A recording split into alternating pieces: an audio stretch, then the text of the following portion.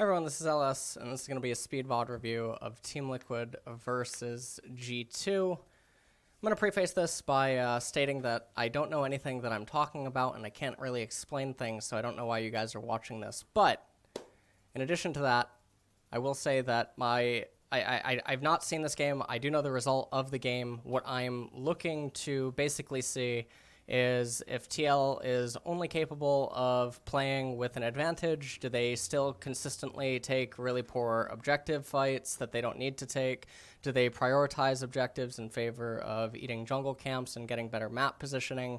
Do the laners basically look like they're non-interactive with the jungler? Does the mid game end up devolving down into a lack of side pressure outside of impact, occasionally 1v1ing someone or having a global if he's going to be on like Gangplank or something, or a teleport if he's on Kennen? That's what I'm looking for out of TL, because that's something that's been consistent for a couple of months.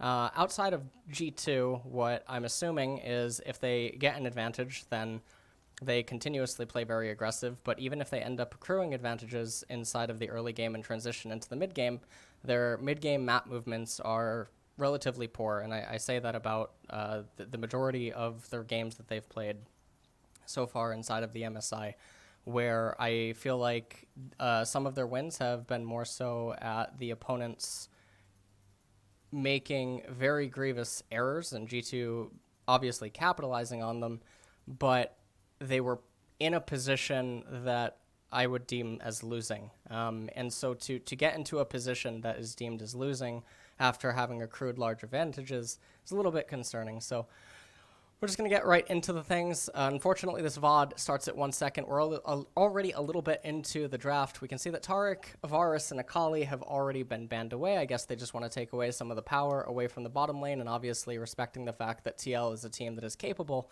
of playing the Sona Taric. And so with that being said, the opposing team actually bans the Ryze, the Sylas, and the Jace, which is a little bit interesting. I guess if you don't want to play Jace, you do have to be a little bit of a Jace enthusiast. Ryze is an extremely powerful champion, and he's definitely first pick worthy, especially in the current meta. So a little bit surprising to actually see him banned away, and then TL is actually prioritizing Jarvan initially. And Jarvan, he's a little bit flexible because he can go both ways. He can go AD, he can also go tank depending on what you need. G2 ends up responding with Aurelia and responding with Thomas Kench. This does mean that LeBlanc can be on the table as a counter to Aurelia, and that should actually probably just be something that gets banned away in the second phase. G2 then responds with Tom Kench and Rek'Sai. But the problem here for me is that they go Tom first, and it gives TL option for what they want to do down in bottom lane. And I feel like a lot of teams, they're not abusing Tom and Braum the way that they could be inside of the current meta. Obviously, we know that there's many champions that are mages, and obviously Soraka as well, that can really just abuse Tom and make it very difficult to play. When you see the Aurelia and the Tom Kench, you might even actually think to yourself that the engage that you have on the Jarvan, and the fact that Aurelia obviously is an engagey champion, and then you can look to try to get LeBlanc or even actually Lissandra, I guess, to a certain extent. You could actually just consider going Zyra here, but then you do need an AD top laner, but I think that that's fine because I believe that Gangplank is actually the best top laner on the current patch anyway. So with Jace being banned away, everything is okay for a Gangplank pick. So instead, they actually don't do that. They prioritize Galio, even though they don't need to do this. G2 responds with Rek'Sai.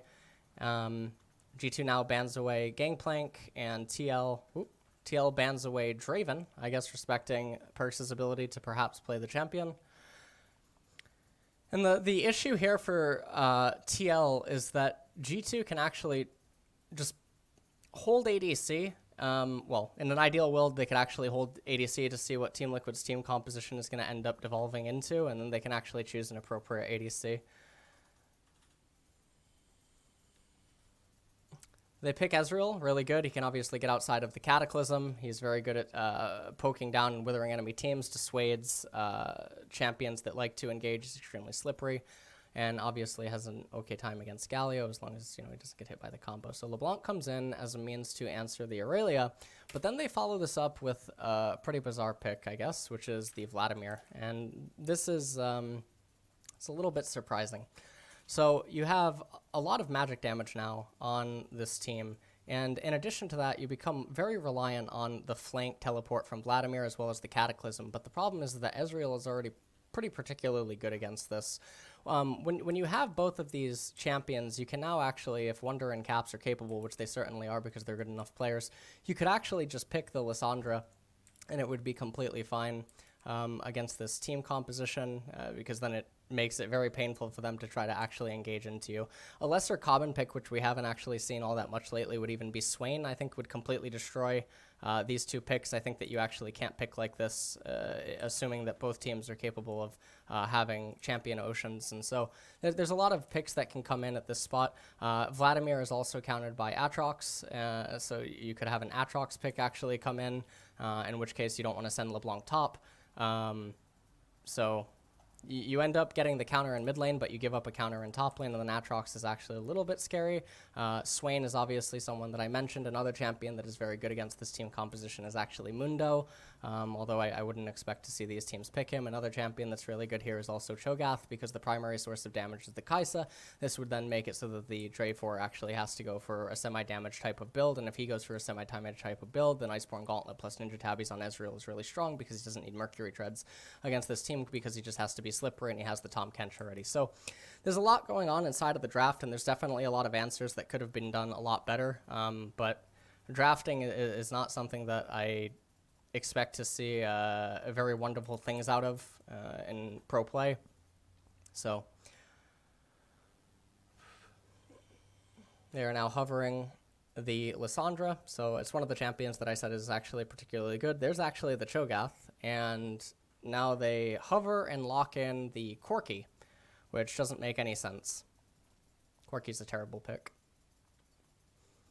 He has an extremely late windup, and because he has such a late windup and he doesn't have a lot of synergy with the Rek'Sai in the early stages, and then even in the later stages, he has anti-synergy with how his team actually wants to play out team fights, because then you put a lot of emphasis on the Ezreal and Corki to be able to do things, and you make it very problematic for the Rek'Sai Aurelia outside of dream scenarios.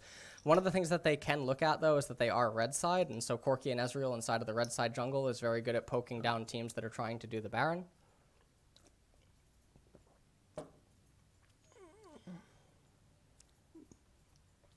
So overall, coming out of this, I feel like both teams draft pretty bad.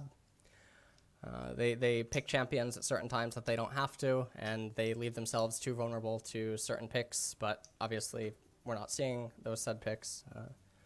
So anyways, starting things off, and it looks like this is a 5-point opening from both of the teams. No one wanting to get any risky at all, but one of the things that Ezreal could definitely do is fish for Kleptomancy stacks.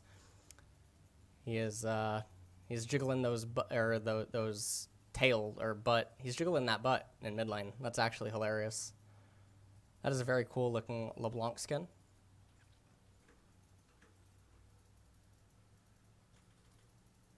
Really already off to a pretty good start. That was very good, nice brush play by Wonder.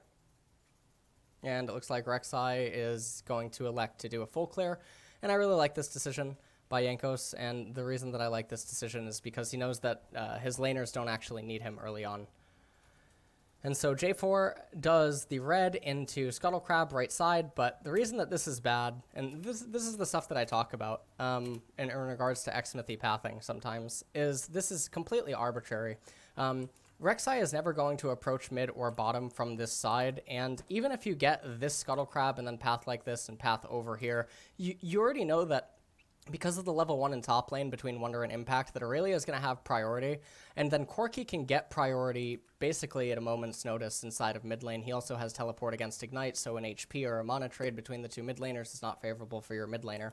So what ends up happening here is that if Jankos does this and then grabs this and goes over to Scuttlecrab, you end up tying on crabs, but the problem is that you're behind in tempo, and now you path into your blue side jungle whilst not getting the rubber band or the initial clear on the golem camp, which means that Rek'Sai ends up having +7. So Rek'Sai will inevitably get 7 camps and also have priority lead, but then Rek'Sai also gets +2 because she gets the first to the rubber band camps off the reset. So she'll end up totaling 9 whilst having superior pressure, faster clear speed, better rubber band camps, and then ultimately she can path back into this and path back into this around the time that top lane would be coming back into Aurelia. because that's just the way that the game works relative to the certain timer. So now J4, if he comes over and clears all of this, he's going to be in a very weird place. He can't actually gank mid lane. Realistically, he can't gank top lane either because, again, the way that the level 1 played out, and it's just unfeasible to assume that he should be able to go top. So if he forgoes actually getting the golems, what ends up happening here is J4 does this, ends up having to concede this, recalls, paths down here, eats this, Rek'Sai just does this. And now they are equal on the side of the map, but what ends up happening is that Rek'Sai is ahead in priority and tempo, which means that the rubber band Raptor camp is actually up for contention. So already Xsmithy's route makes no sense relative to who his lane matchups are. It doesn't make sense relative to how Rek'Sai should be assumed to be pathing. It doesn't make sense for his own experience. So this is something that I've felt has been going on quite a lot for TeamLiquid in the early jungle stages. And so Rek'Sai coming over now. And yeah, this is the dream. This is the nightmare scenario. So now everyone hit tabs and everyone's laughing at you. And the reason that everyone's laughing at you is because they can now track exactly on the game timer at their top right how long it's going to take you to clear these 3 camps. Aurelia now knows that she's going to inevitably get the crash on this wave and then cause waves 4, 5, and then 6, depending on how she wants to use teleport to actually come back into her. And then what ends up happening is Rek'Sai goes up to this camp, eats this, gets the red, and then finishes and paths back to the right-hand side as Jarvan recalls and tries to path right. Now, because of this, Corki utilizes the teleport to regain priority in mid, and then an attack can actually just be launched onto the Raptor camp.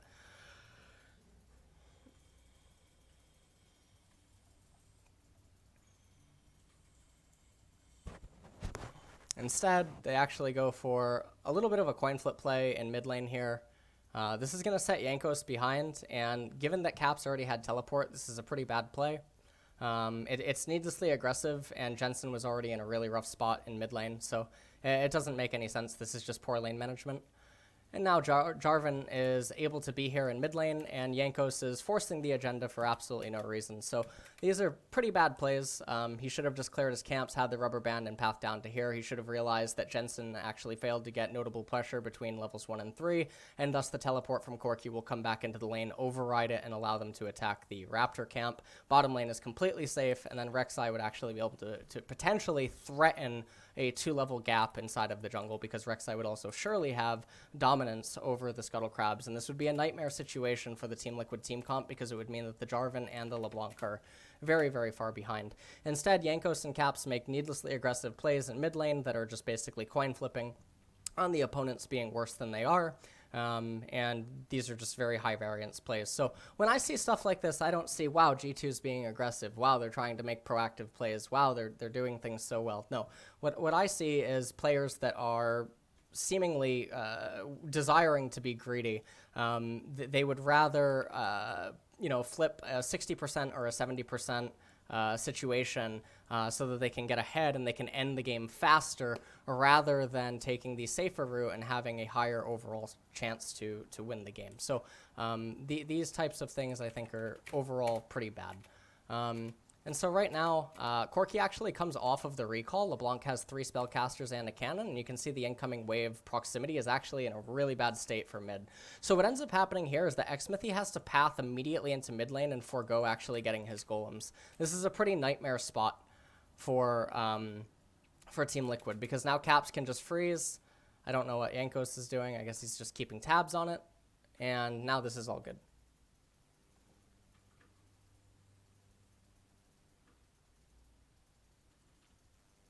Now Corki has a freeze, and you can see that Rek'Sai is actually really delayed on the camps.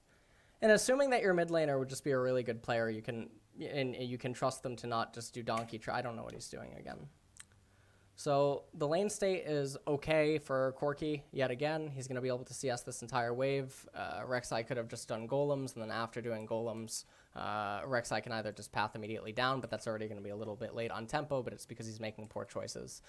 He should have just done the golems into the red and then path down, because it would have been much better for his route. But instead he's pathing into mid lane, and assuming that LeBlanc has fingers, none of this should actually be able to work. And now the lane state for Corki, while it's still relatively okay, It's not the most ideal. Scuttle Crab RNG going on to the right-hand side ends up favoring X-Smithy.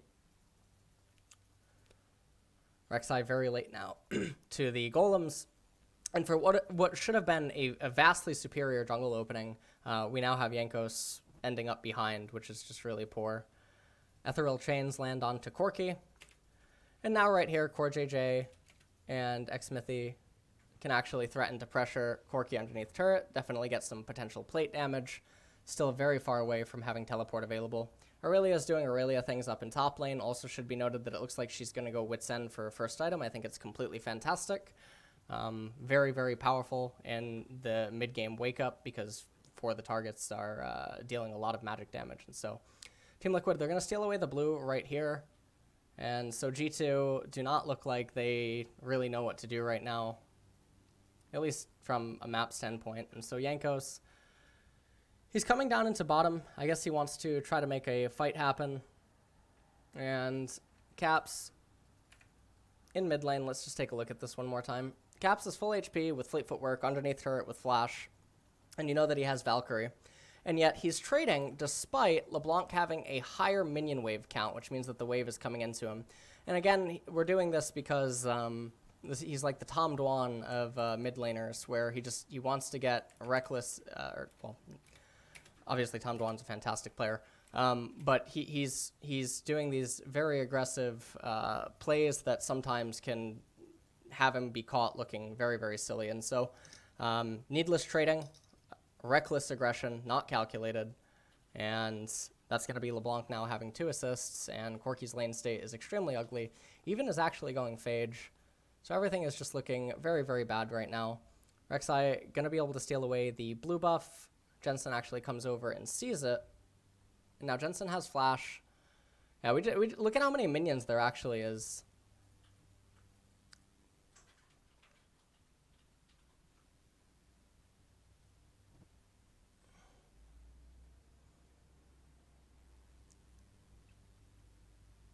And so right now, TeamLiquid, they do have an advantage, but it's not the end of the world. It should also be noted that Jarvan is actually Cinderhulk tank, which I think is a pretty poor decision, to be honest. I think that their goal is just to primarily assassinate one of the primary carries. Jarvan goes in with someone like Kai'Sa and Vladimir. LeBlanc handles the other one, and then it's just left to the remaining members of TeamLiquid to either kite down Aurelia or kite down Ezreal or something.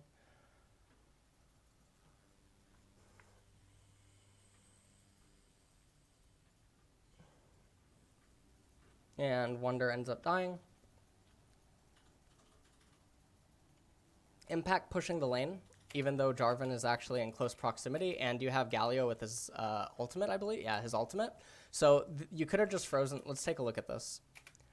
This is a permanent freeze, which now means that if Wonder wants to TP back up here, he has to say, hey, Jankos, I need help. Well, if Jankos comes over to help and X-Smithy is there, and they end up jumping again onto Wonder, who does not have Flash available, Aurelia can cast her R, she can try to use her E and whatnot, Galio comes in, top lane is over.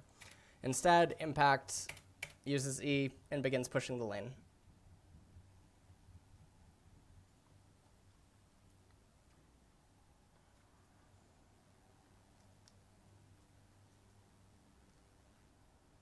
Now they get Rift Herald. They should actually just go mid lane and plop it down immediately. One of the things that I see teams do is they hold the Rift Herald for all of eternity, and then they don't use it. And what ends up happening is they use it at like 15, 16 minutes, and it takes out the turret. Congratulations. If you bring it mid right now and you take out this, you're going to get more value by taking out this, and then inevitably the turret later on, because it's, it's hanging from a limb.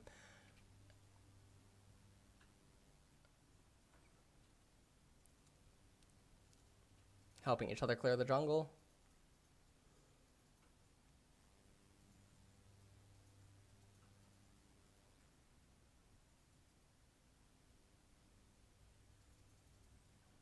Okay, this is actually really good Herald usage.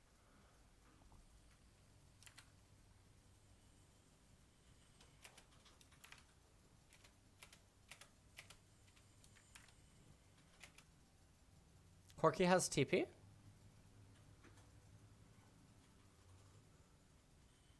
Corki comes back off of TP.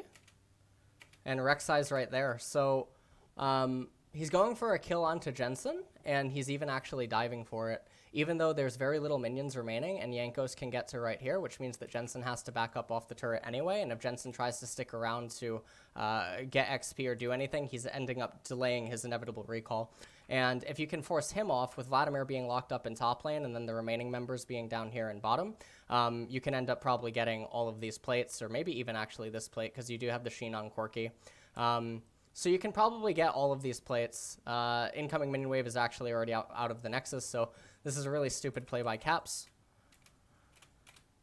It suggests that he's not wanting to properly play the lane, but instead just get kills.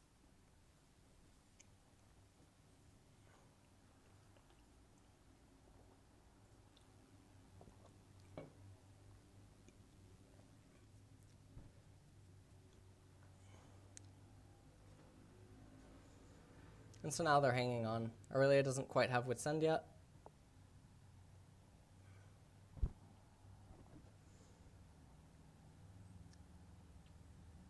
Oh, yeah, I mean, this wave is so beautiful. Look at the size of that minion wave. You can just proffer, you can queue the minions and R them, and then Jankos can wrap around, and you force LeBlanc all the way off the turret. You get 4 turret plates, which is 2 kills. And then you get the next minion wave. LeBlanc ends up losing out on about 300 gold. From all of the minions, and yeah, I don't know why they would do what they chose to do. That really does not make a lot of sense, I'll be completely honest, because you could have had 640 gold onto the turret, and then LeBlanc ends up missing 300, and then you get another 200, so your net is 840, and then LeBlanc goes down 300, so it's much better to not go for the kill, because the kill is needless and it doesn't really do anything, and it also comes at the expense of a summoner.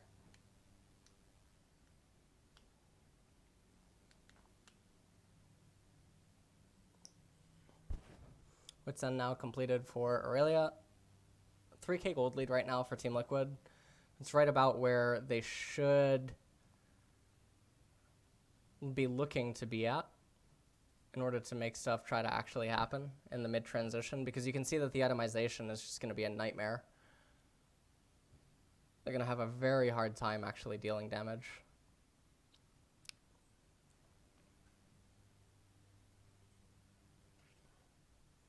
Mount into the next Drake of the game. And so Caps going for yet another attempted play. And so right now it's very easy, because G2 basically says to themselves, hey TL, there's no neutral on the map, and Baron's not up for another 5 minutes. And even if Baron is up, you have a really, really bad time doing it. So let me tell you what we're going to do. We're going to let Vladimir shove in this wave, and then we're going to have Corki permafreeze it right at this brush, utilizing the brush to permafreeze it. And then because you guys have absolutely no wave clear, or not wave clear, you guys have no siege power, and our mid-tier 1 turret's really, really healthy, we're just going to control all the vision around here, and we're going to lock the map. And in the event that you end up getting a couple hundred gold by killing this turret, or trying to kill this turret or whatnot, it's actually not sizable enough relative to the advantages that G2 can begin accruing utilizing the freezes. And all of this gold doesn't ultimately matter, because it's only a couple hundred gold, when realistically G2 can be down several thousand at the 22, 23 minute mark. They can be down several thousand gold and actually still be ahead of the opponent due to the nature of how these champions actually itemize, and then how they tend to scale into the later stages of the game. So that's what G2 should be doing, because that's what the champions would like to do. It doesn't actually matter what the people behind them would like to do, or what they would prefer to do. If you can freeze a map state, this is really good. You can actually just let top tier 1 die. Double Lift's actually continuing to hit it, which is a pretty poor decision, because now Aurelia can just freeze this, and then you can freeze this with Corki, and then you can have Rek'Sai, and Tahm Kench obviously has the passive, so you can have Rek'Sai and friends hang out in mid, you have Rek'Sai and friends hang out in mid lane, and then everything would actually be okay. So you end up hemorrhaging a little bit of gold. You end up losing vision, but it's ultimately luxury vision, because there's no objective on the map. So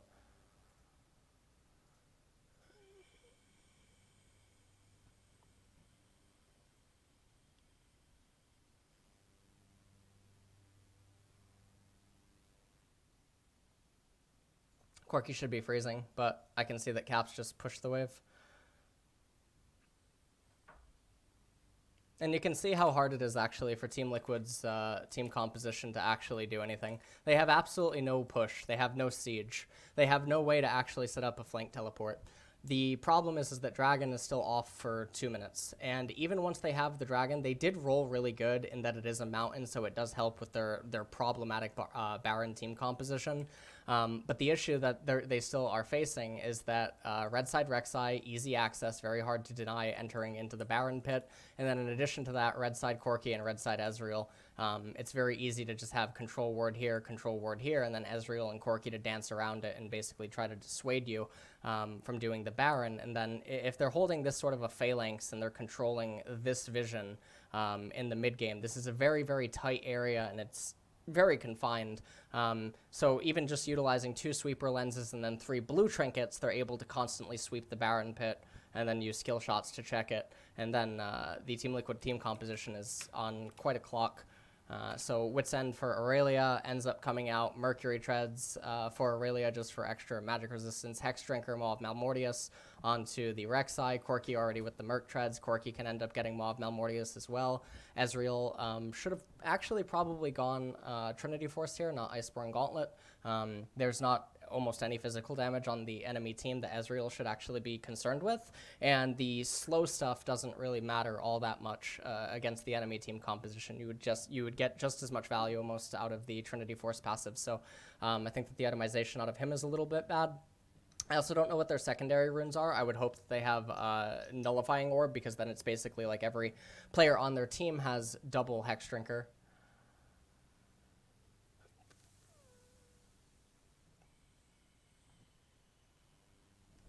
1 minute and 15 seconds until Drake. No idea why G2 are on the map. Why? Why? Why? What's the reason? You don't need this vision. You don't need this. You don't need this. You don't need Dragon. We've already assessed that you don't need Dragon. You just don't need it.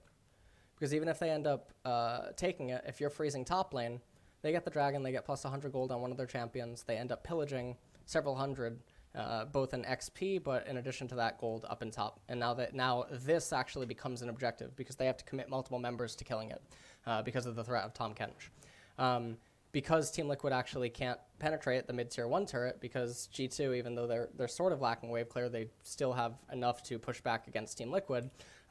Then what ends up happening is TL, after eating the Mountain Drake, they're going to obviously want to, well, they're already going to have their red. They're going to want to come down into bottom. They're going to shove this, not this exact wave, but whatever wave is down in bottom, and then they'll probably shove one more wave. And then in doing so, you open up G2 the ability to, again, freeze bottom, and then meanwhile the freeze should actually already be locked in top.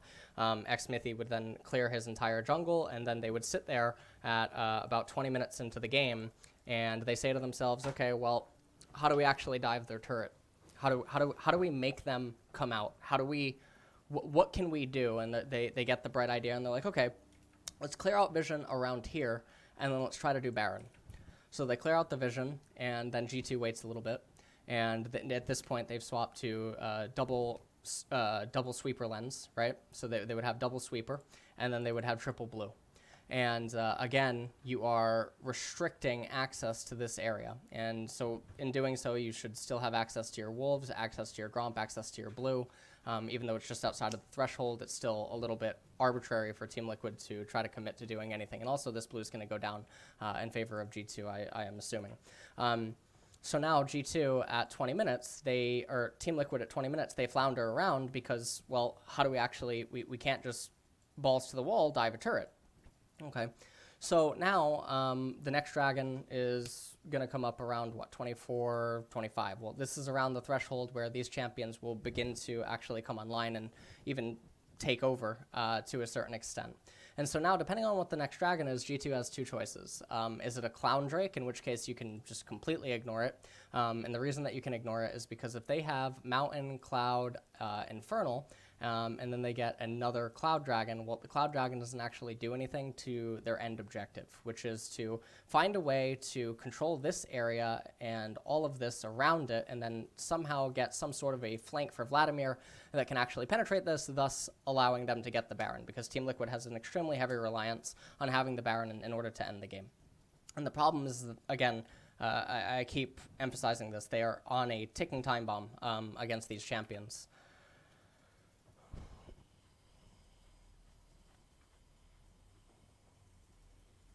And so G2 randomly in river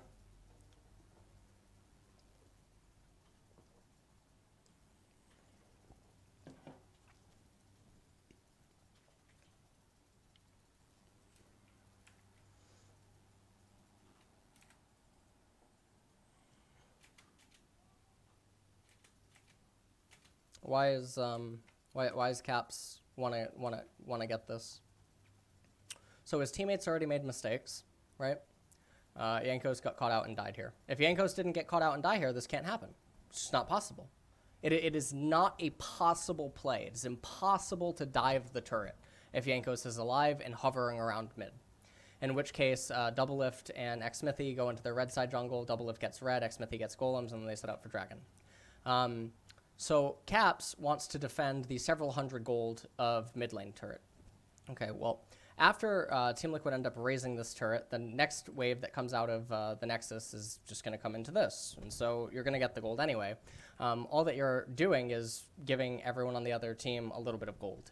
But the game has already reached a threshold where a little bit of gold is not actually that important for them. And so Team Liquid actually commit quite a bit of summoners. And in doing so, though, they managed to actually pick up 2 kills on the primary carry targets. And now G2 is continuing to not understand what their win cons are.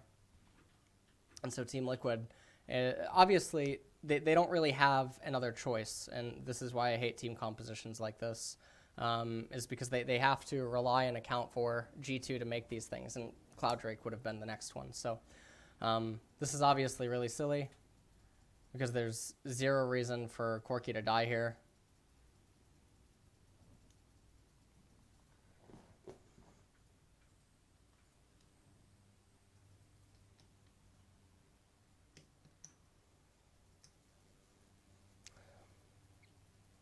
And now Corki shoves the wave again. And we ask ourselves why. Oh, we got an advertisement. So what we're about to see is LeBlanc go back up into top lane and shove a cannon wave back into Corki, in which Corki could actually use this wave to... Ooh. Sorry.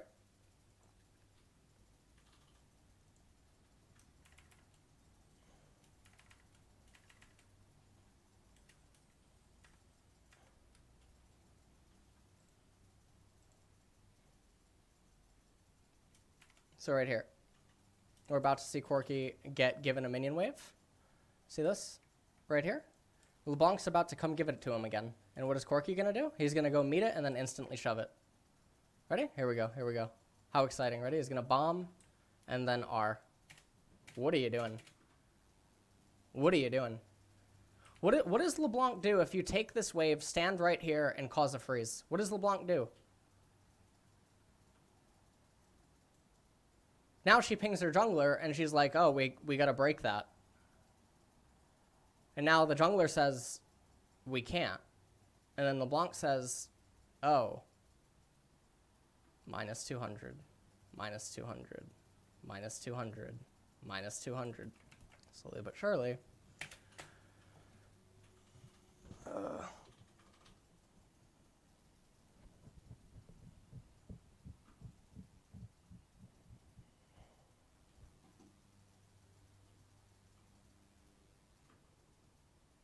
G2 keeps consistently pushing out waves for zero purpose.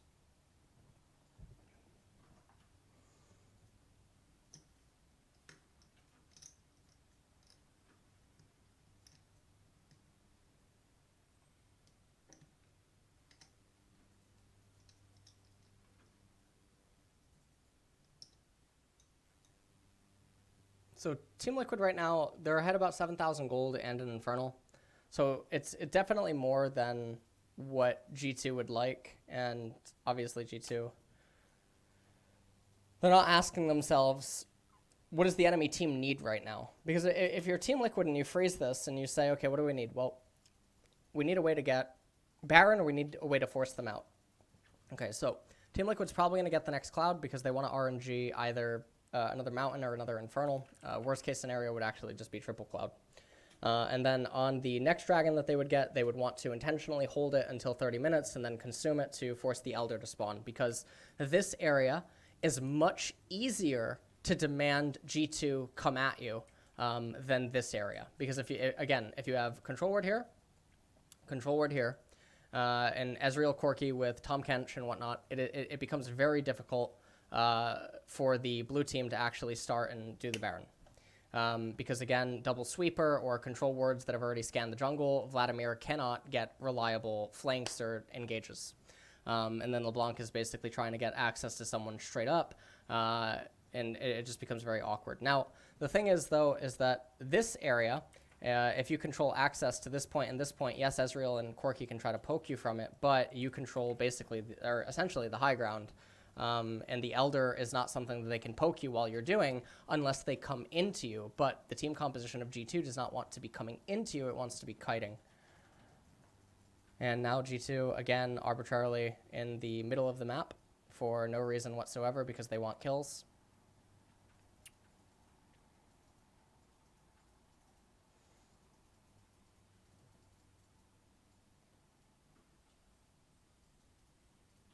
You can probably just do Baron. Yeah.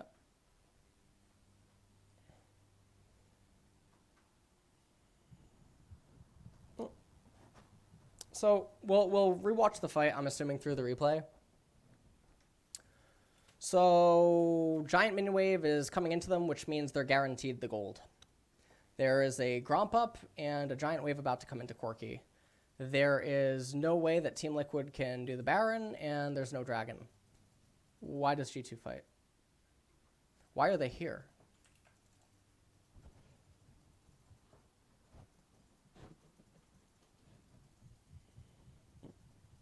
It doesn't make any sense.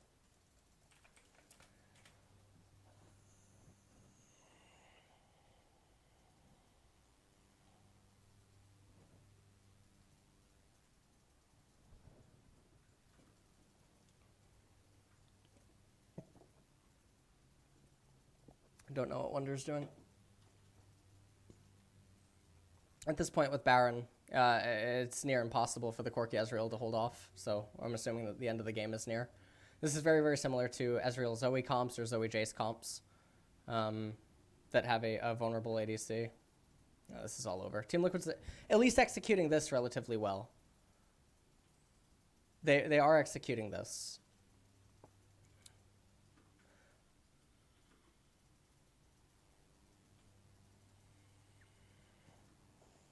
I can just clear out the entire jungle. Clear out the entire jungle. Oh. So they actually just want to keep going. The thing about middle inhibitor, or mid inhibitor turret, is that it's not the end of the world because you're guaranteed, okay, well, G2 is just going to keep doing this. All right. So they get mid inhibitor, but the way that team fights tend to work against poke comps, most notably Zoe Ezreal is the one that I'm most familiar with because it dominated the meta for a very, very long time, is mid inhibitor doesn't tend to matter because as long as you have a cannon minion, it tends to do the same thing as a siege minion. Because poke comps are always concerned with Baron, and thus they're always going to be in close proximity to mid and top, but they're never actually looking to fight you, and mid doesn't actually tend to pressure. So middle inhibitor for all-in engage type compositions, like which TL has in this game, it essentially does the same thing as just having the mid turret down.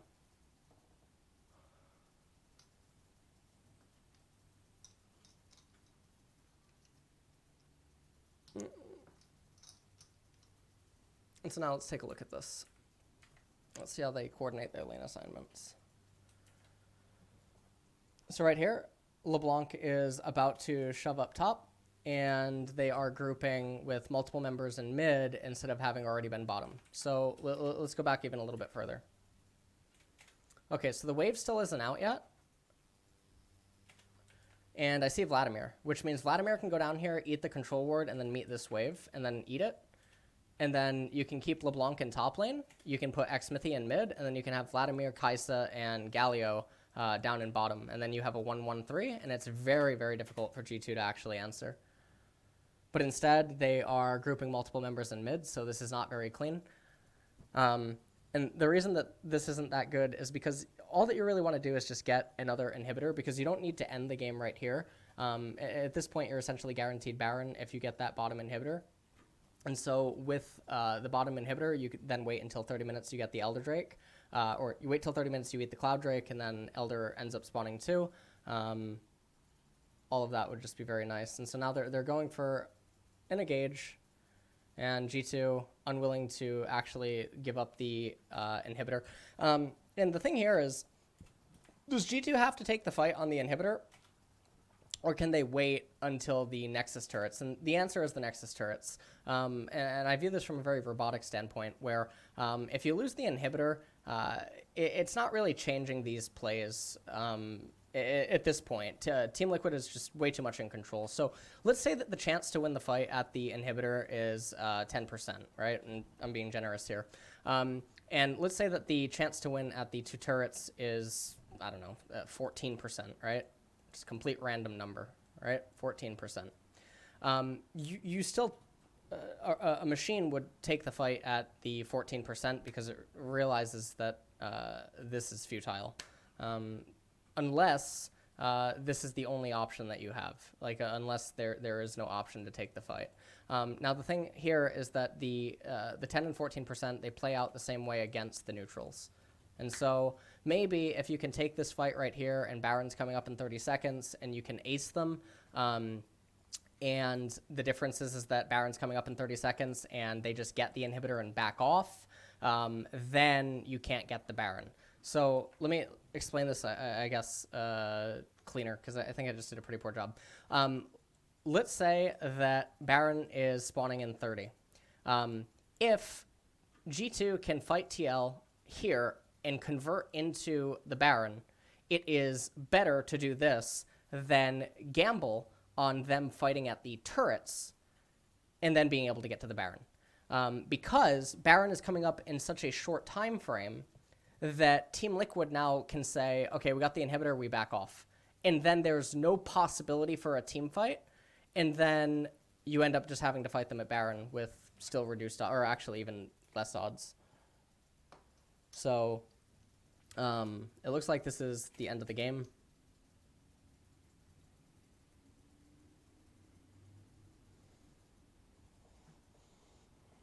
So G2 played very random, and they made a lot of poor choices relative to their win con and what the enemy team needed. Caps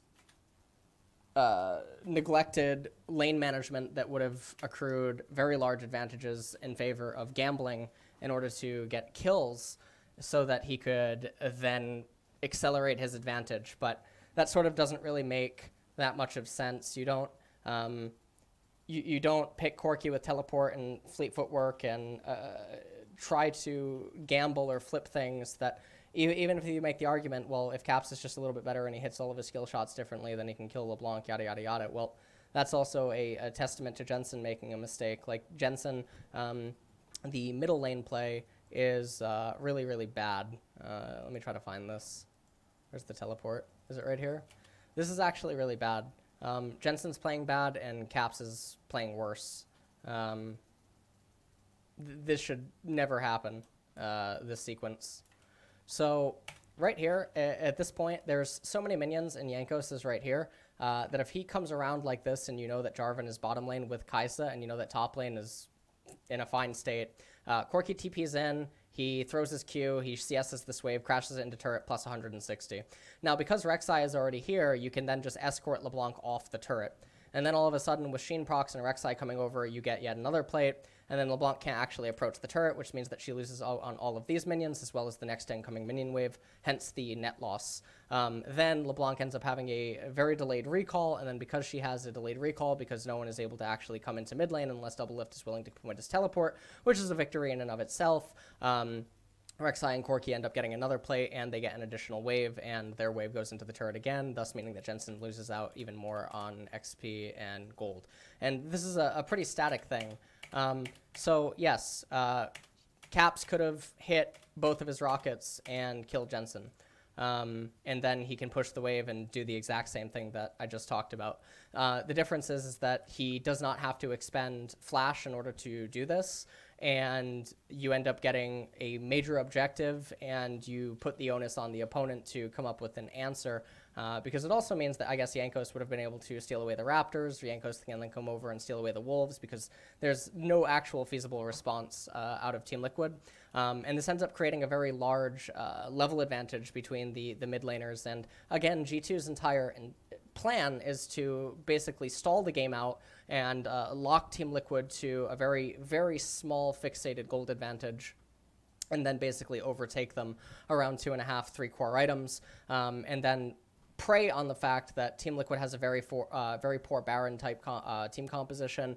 TeamLiquid does not have a way to penetrate this area that I'm drawing on the mini map, and eventually G2's team composition just takes over. So everything that you're doing should just have that in mind. And it doesn't mean that you should never look for outplays, or you should never try to punish mistakes or look for things. But you can see that even as bad as everything is going for Caps, he's actually still doing okay in the CS department. He probably is able to convert into a cull if he's playing the lane phase better. And this has actually been one of my critiques. I remember watching the Lissandra Rise from G2 Origin, and both players played laning phase really, really, really bad, where they were playing against each other rather than playing with what the champions can basically say and demand out of the game.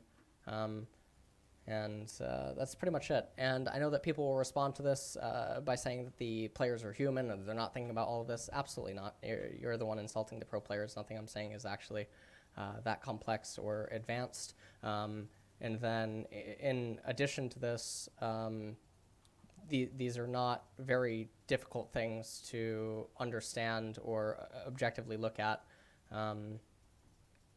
Yeah. So that's it for this VOD.